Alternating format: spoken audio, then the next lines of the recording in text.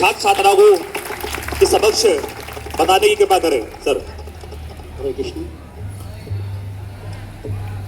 सम्मानीय मंच, प्रिय विद्यार्थियों, क्योंकि हमारे विद्यार्थियों ने पहले ही तालियां दी हैं, इसलिए कुछ अच्छा तो बोलना ही पड़ेगा उनका मान रखने के लिए। गुरु और शिष्य की परंपरा हमारी ऋषि संस्कृति से प्रारंभ हुई। कहते हैं हमारा देश, भारत देश कृषि प्रधान है। कृषि प्रधान तो है ही, साथ ही साथ हमारा देश ऋषि प्रधान है। पहले हमारे ऋषि मनीषी जो गुरु कहलाते थे, आज भी गुरु हैं, तो उनके द्वारा शिक्षा प्रदान की जाती थी।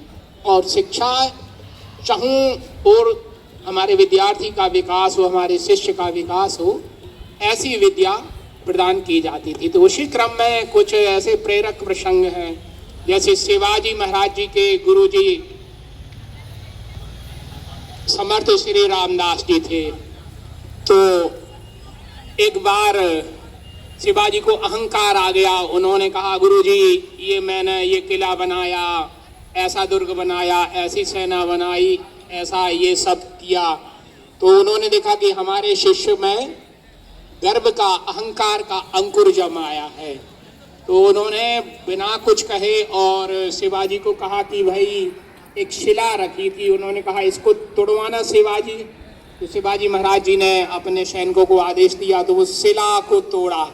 उसके अंदर पत्थर की जो चट्टान थी, उसके अंदर एक मेंढक बैठा मिला और उसमें उस चट्टान में पानी भी मिला। तो उन्होंने कहा ये पानी की व्यवस्था यहाँ किसने की?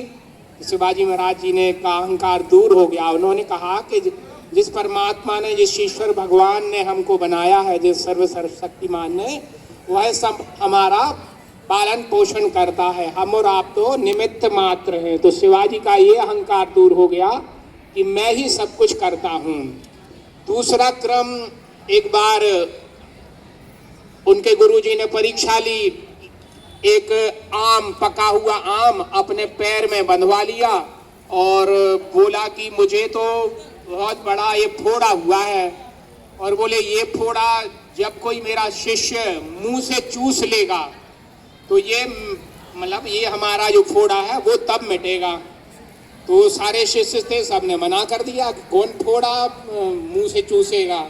शिवाजी महाराज आगे आए, प्रणाम किया और उस जो फोड़ा था उसको चूसना प्रारंभ कर दिया। तो वो कोई फोड़ा तो था नहीं, वो तो आम था। ऐसे कई प्रसंग हैं। एक बार ये हमारे धान के खेत हुआ करते हैं।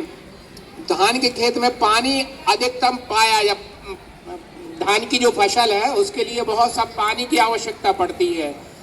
तो गुरु ने आदेश दिया अपने शिष्यों को, जाओ और वहां से पानी रिस रहा है, बरसात कुछ अधिक हो गई है और उसके कारण वो खेत की जो मेड़ है वो फूट रही है। तुम जाओ और उसको बंद करना, मिट्टी के लौंदे बना करके और उसमें डालना। जैसे अब आपको गर्मी लग रही ना, तो ऐसा ही बरसात हो रही थी। वो शिष्य गया, उसने खूब प्रयास किया, खूब सारे लौंदे उठा करके लगाए, लेकिन वो पानी बंद नहीं हुआ। फलतः शिष्य ने क्या किया कि वो स्वयं जा करके और उस जहाँ से वो पानी रिस रहा था उसमें लेट जाते हैं।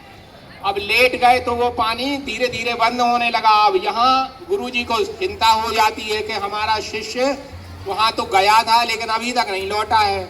उस समय टार्च चार्ज तो हुआ नहीं करती थी, रात हो गई, 9-10 बज गए, ना उसने भोजन किया है।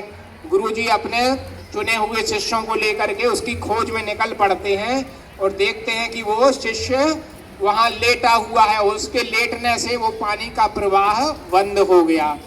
तो उन्होंने अपने शिष्य को उठा के गले से लगा लिया। ये हमारा समर्पण रहता है, अर्थात